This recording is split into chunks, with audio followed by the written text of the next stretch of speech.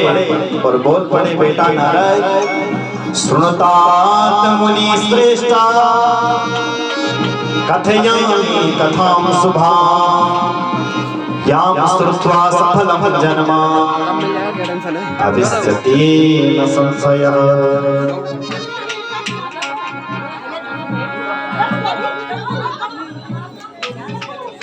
जो व्यक्ति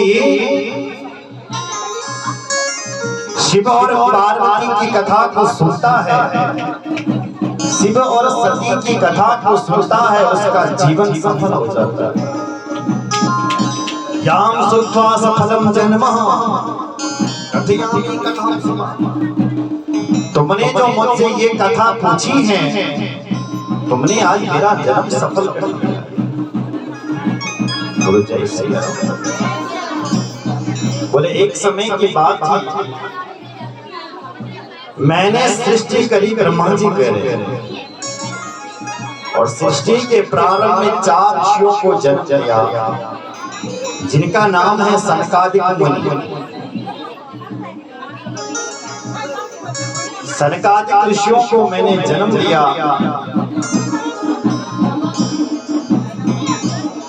और उनसे कहा कि बच्चों तुम सृष्टि करो, तो 4 ऋषियों ने सृष्टि करने से मना किया। मुझे क्रोध आया और फिर मैंने 10 ऋषियों को जन्म दिया। नारद आज 10वां, फिर भी मेरे चित्त को शांति नहीं मिली, तो मैंने एक सुंदर कन्या प्रकट कर दी। संध्या मैंने उसका नाम रखा। वो बहुत सुंदर कन्या प्रकट हो गई। न तादृशी देवलोके न मर्त्ये न रसातले कालत्रयेऽपि वै नारी संपूर्ण गुणशालिनी। ऐसी नारी कोई जगत में प्रकट नहीं हुई है जैसी नारी मैंने प्रकट की है। ब्रह्मा कह रहा है।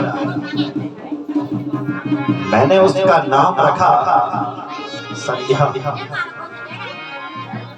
बहुत सुंदर, उसके बराबर सुंदर कोई दुनिया में था ही। न मर्त्यलोके न रसातले न स्वर्गे, तीनों लोकों में उससे बराबर सुंदर कोई था नहीं। उसके बाद मैंने एक पुरुष को जन्म दिया। वो पुरुष भी, वो कन्या भी 16 साल की प्रकट हुई और वो पुरुष भी दूसरा 16 साल का प्रकट हुआ। उसका नाम मैंने रखा कामदेव। वो भी बहुत सुंदर था और मैंने कह दिया तुम्हारा नाम है कामदेव। आज से हम सारे देवता तुम्हारे अधीन रहेंगे। जाओ। कौन कौन देवता? अहम वासुदेवो स्थाणुर्वा पुरुषोत्तमा भविष्यामस्तवः वंशी के मन मणि प्राणधारकः। अहम वासुदेवो, मैं ब्रह्मा विष्णु शिव जी सारे देवता तुम्हारे अधीन रहेंगे। हे कामदेव, ये हमने तुम्हें आशीर्वाद दिया। कामदेव के पास 5 बाण होते हैं। कौन कौन से? तो यहाँ लिखा है हर्षणम रोचनार्थम च मोहनम शोषणम तथा मारणम चेति प्रोक्तानि मुनिर्मोहा करापि। ये कामदेव के पास 5 बाण होते हैं। पहला होता है हर्षण। किसी को देख करके आप रोमांचित हुए, हर्षित हुए, ये काम का पहला बाण है हर्षण। रोचन, किसी को देख करके आप रोमांचित हुए, आपकी नजर वहीं भी गई, ये दूसरा बाण। तीसरा बाण है मोहन। आप किसी को देख करके मोहित हो गए, किसी चित्रकार ने चित्र बनाया उसको देख करके तो मोहित हो गए, मोहन बाण। चौथा है शोषण। चौथा बाण काम का शोषण है, कभी कभी प्रेम में पिटना भी पड़ता है। और पांचों बाण है मारण। कुछ लोग ऐसे होते हैं जो प्रेम में इतने पागल हो जाते हैं कि मारण का मरना सुनिश्चित हो जाता है। ये 5 बाण है। इसलिए ब्रह्मा जी कहते हैं मैंने उस 5 बाण अपने बेटे कामदेव को दिए, और कामदेव ने क्या किया, उन 5 बाणों का प्रयोग मेरे ऊपर कर दिया। और मैं ब्रह्मा अपनी बेटी संध्या पर ही मोहित हो गया, क्योंकि मेरे बेटे ने वो काम के बाण मुझ पे चला दिया।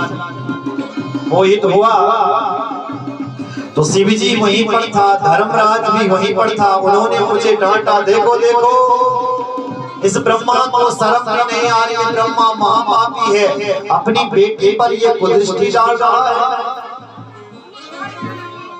अधर गाली देने लगे, रक्ष रक्ष महादेवा पापानां दुष्करादिता मद पितायं तथा चेमे भ्रातरा पाप बुद्धया।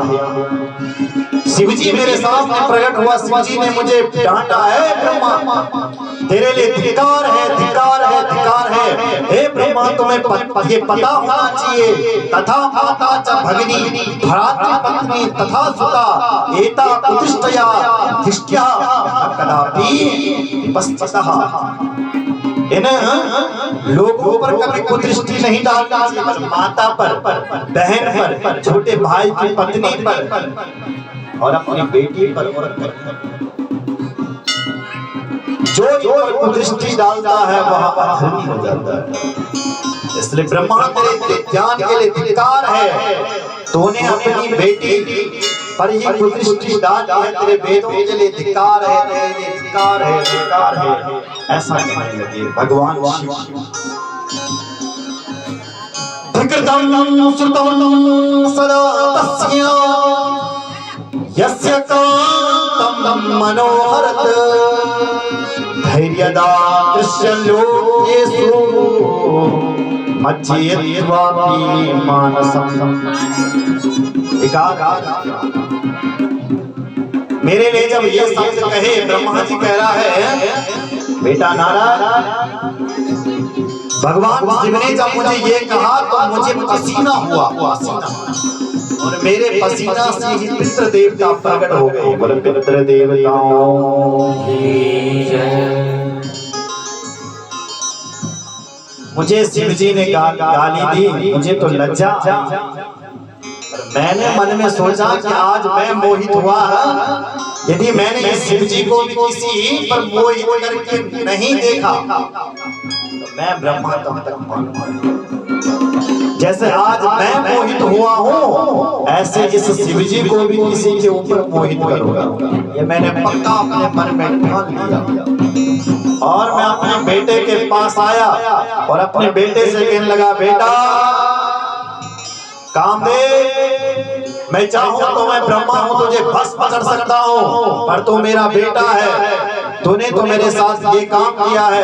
जैसे पिताजी बेटे को बंदूक चलाना सिखाए, बोले बेटा बंदूक कैसे चलाते हैं देख, और बेटा ने बंदूक चलाना सीख दिया और बेटे ने उठाई बंदूक, बोले पिताजी सबसे पहले आपको मारूंगा, देखता हूँ गोली लगी जाए कि नहीं लगी।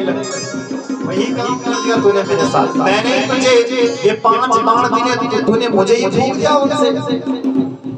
मैं चाहूं तो तेरे को भस्म कर सकता हूं, पर नहीं। शास्त्र कहता है कोई व्यक्ति यदि अपने हाथों से विषैला पेड़ भी लगाता है, उसको अपने हाथों से नहीं काटता तो मेरा बेटा है, मैं तुझे क्षमा कर देता हूं, क्षमा कर।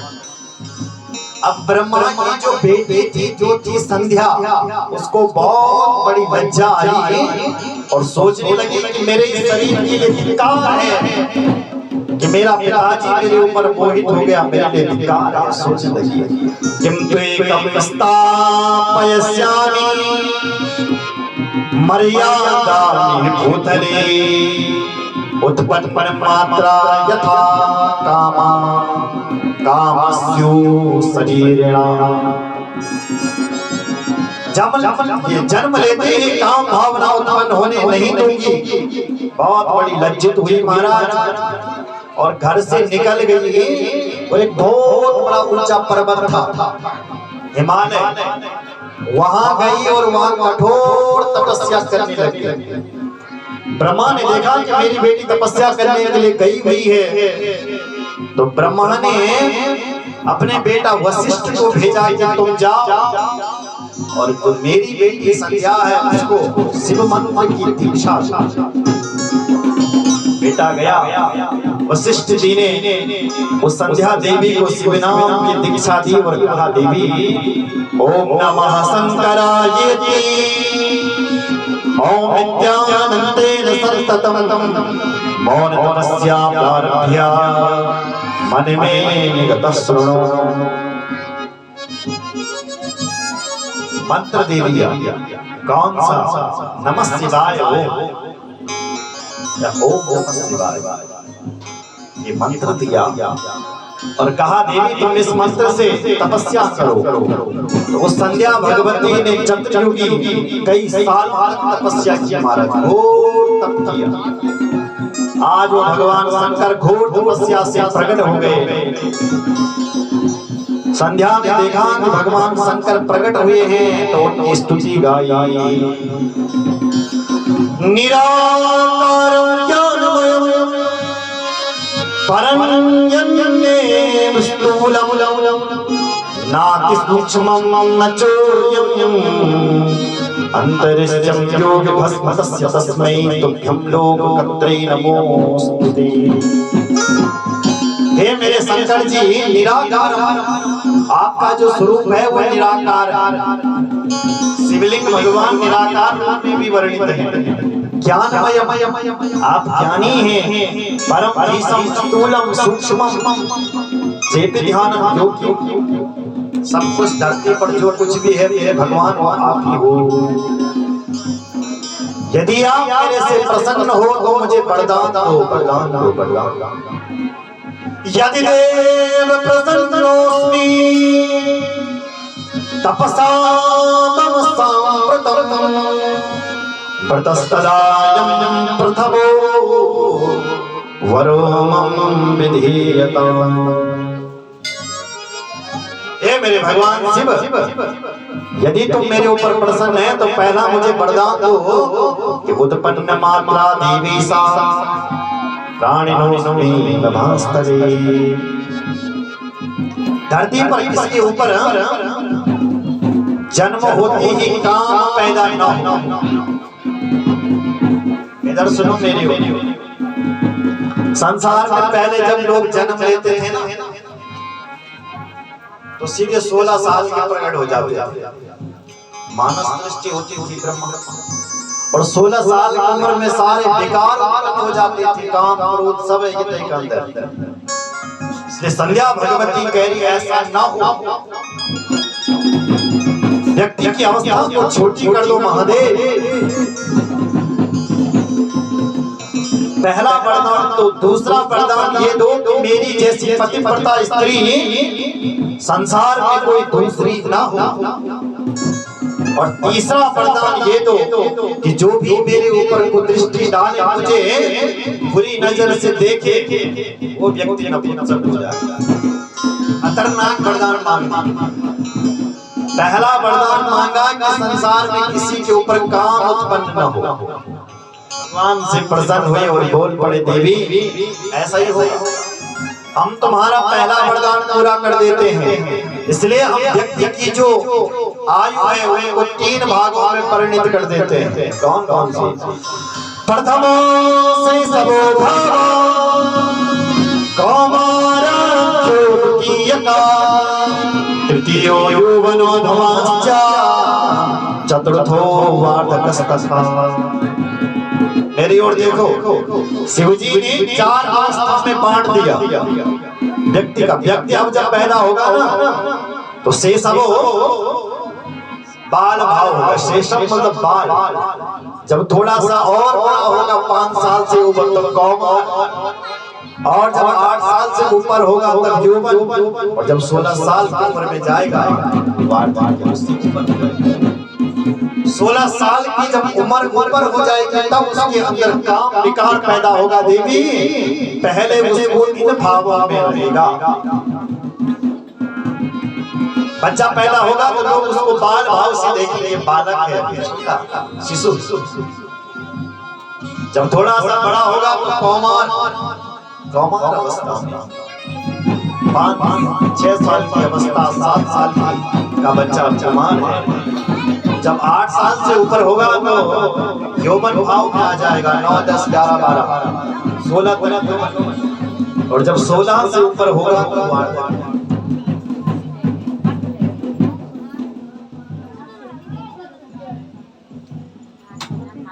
तो जाओ। और मेधा ऋषि यज्ञ कर रहे हैं, तुम उस ऋषि के आश्रम में जाओ और वो यज्ञ कर रहा है, यज्ञ कुंड में छलांग दे देना। संध्या ने कहा कोई यज्ञ कर रहा है और मैं वहां छलांग दूं, मैं वहां फूक जाऊं, या आपको अच्छा लगेगा? शिवजी ने कहा बिल्कुल नहीं, पर तुम्हें कोई देखेगा नहीं वहां छलांग मारते हुए। और जब तुम उस यज्ञ से प्रकट होगी तो एक नव कन्या प्रकट होगी, उसे सारा जगत तुम्हारा रूप देखेगा। ठीक है महाराज। और तीसरा देवी, मैं तीसरा वरदान तुम्हारा पूरा कर देता हूँ, तुम बहुत बड़ी पतिव्रता होगी, जो तुम्हारे ऊपर देखेगा वो नपुंसक हो जाएगा। ऋषि गई, संध्या देवी गई और मेधा ऋषि के आश्रम में, जहां मेधा ऋषि यज्ञ कर रहे थे, उन्हीं यज्ञ में छलांग लगा दी। उसी यज्ञ से वो भगवती संध्या प्रकट हुई। और अब की बार तो महाराज अरुंधति नाम से प्रकट हो गई। बोला अरुंधति माता।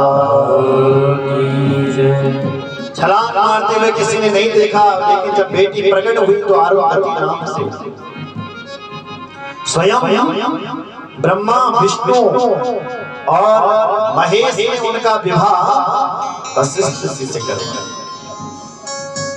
एक तरफ तो ये स्त्री रूप में प्रकट हुई और दूसरी तरफ ये त्रिकाल संध्या प्रकट हो गई। प्रातःकालीन संध्या, मध्याह्न संध्या और संध्या, ये 3 रूपों में परिणित हो गई। बोल भक्तवत्सल भगवान की जय।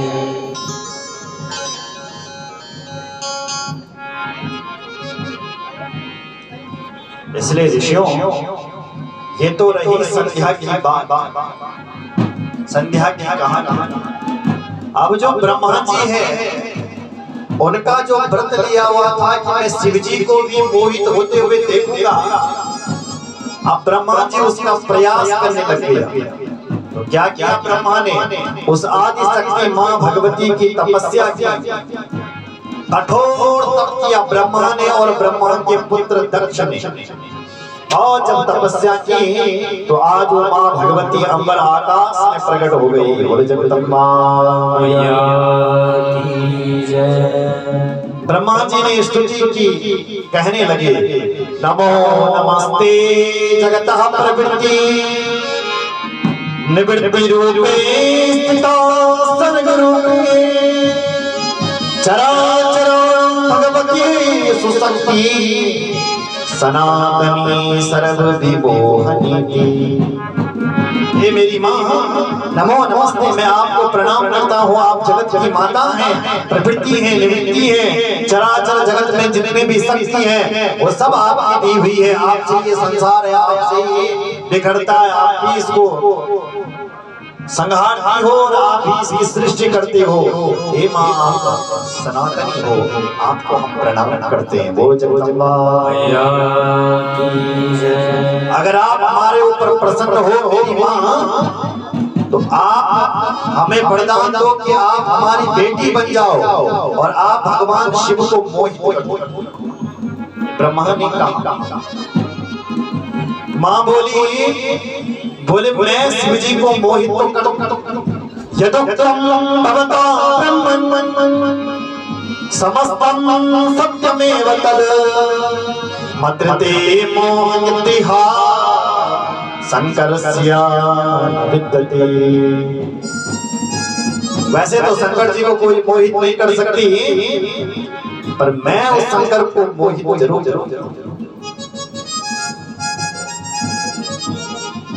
बोले माँ हमारी बेटी बन जाओ। बोले जरूर जरूर जरूर।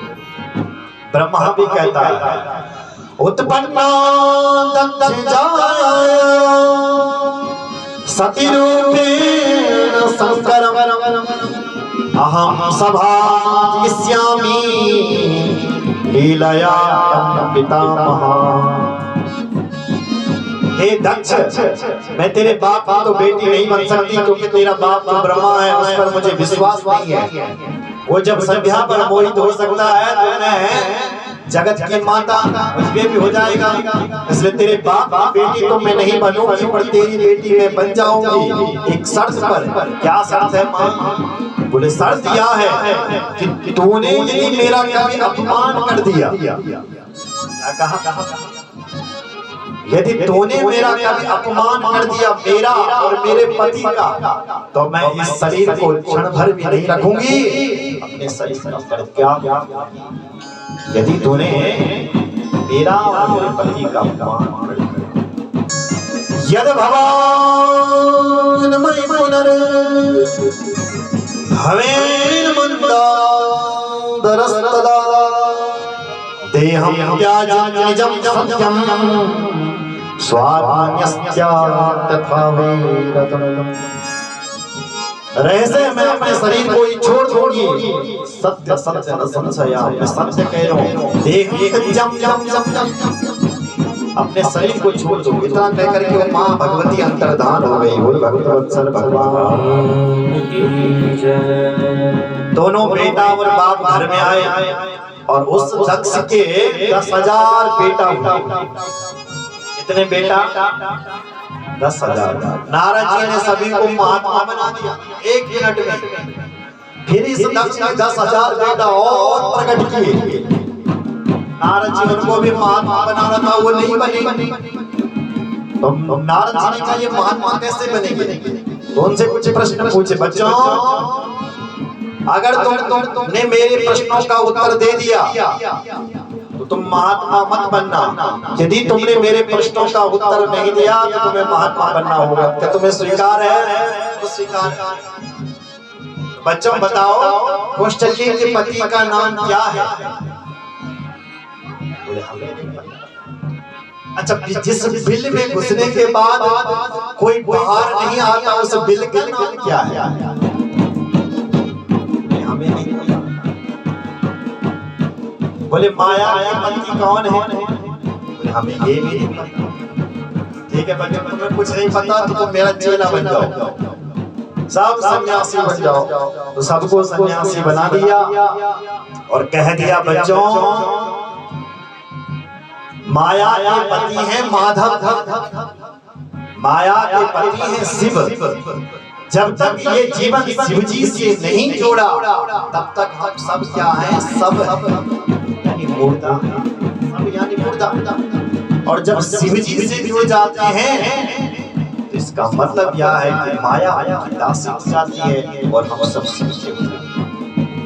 जिस बिल में जाने के बाद बाहर नहीं निकलते उस बिल का नाम मोक्ष है। जीव का एक बार मोक्ष हो गया फिर इस भवानी के चक्कर में नहीं आना पड़ता, संसार के चक्कर में नहीं आना पड़ता, क्योंकि संसार में तो दुख ही दुख है, यहाँ सुख नहीं है। इस संसार में बेटा भगवान गीता में कहते हैं ये दुख का आलय है। कैसा? जैसे विद्यालय है तो विद्यालय में एक विद्या थोड़ी पढ़ाई जाती है, अनेक विषय से वहाँ गुरु है, अनेक विषय की पढ़ाई, इसलिए वो आलय। भोजनालय, भोजनालय में एक ही भोजन नहीं पड़ता, कई बनते हैं। पुस्तकालय, पुस्तकालय में पुस्तक ऐसी ये जो संसार है ये दुख खालय। माधव से जुड़े बिना, शिव जी से जुड़े बिना ये जीवन परिपूर्ण नहीं। सबको चेला बना दिया। दक्ष को जब पता चला नारद जी ने मेरे बच्चों को चेला बना दिया तो नारद जी को श्राप दिया, ऐ नारद तूने मेरे नन्हे नन्हे से बच्चों को जिन्होंने अभी संसार में नहीं देखा उनको तूने महात्मा बना दिया। इसलिए हे नारद मैं तेरे को श्राप देता हूँ कि तस्मात् लोभेन ते मूढ़ा न भवेत् ब्रह्मणः पदम्। नारद तेरा जो ये पैर है ये एक जगह पर नहीं टिकेगा, तो ऐसे ही हमेशा घूमता रहेगा।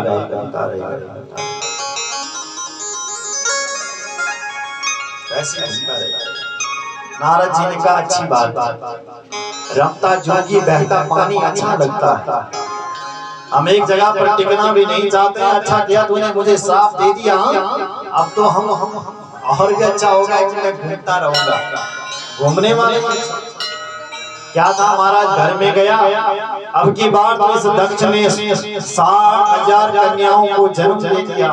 उनमें से एक सबसे छोटी बेटी थी जिसका नाम था सती देवी, उसका विवाह भगवान शंकर जी से करवा दिया। बोलो शंकर भगवान की जय। धूमधाम से शंकर जी से विवाह करवाया। सती चरित्र विस्तार से लिखा है, पर हम पार्वती चरित्र विस्तार से गाते हैं। सती चरित्र सूक्ष्म विधि से, इसलिए सती माता का धूमधाम से भगवान शंकर जी से क्या हुआ, कई वर्षों तक उन्होंने संसार में विहार करते हुए सती जी को अनेक कथा सुनाते हुए क्या भगवान घूमने लगे, विचरण करने लगे। बोल भगवत्सल भगवान की जय, शंकर भगवान की जय। आइए एक भजन करते हैं, उसके बाद बोले जगदम्बा मैया की जय।